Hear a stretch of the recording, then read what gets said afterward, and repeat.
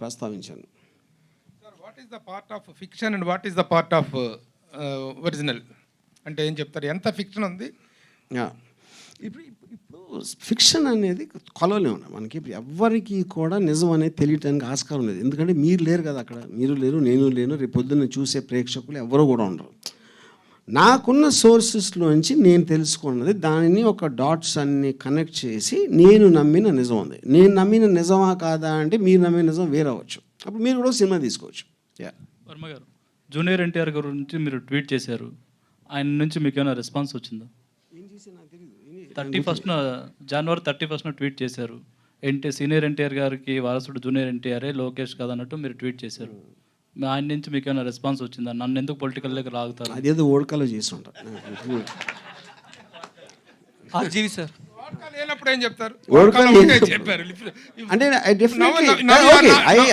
I believe junior NTR is far superior to senior NTR, దాంట్లో doubt లేదు. Senior NTR, yes ఏది అది నా ఒపీనియన్. విశ్వవిఖ్యాత నట సార్వభౌమ ఎన్టీ రామారావు గారి కంటే కూడా జూనియర్ ఎన్టీఆర్ ఫార్ సుపీరియర్ అనేది మీ అభిప్రాయం? Very good. ఇది వాట్కానా? ఇది వాట్కా కాదు కదా. జూనియర్ ఎన్టీఆర్ గారితో నెక్స్ట్ ఏమైనా సినిమా చేయబోతున్నారా? లేదు, నాకు అంత కెపాసిటీ లేదు.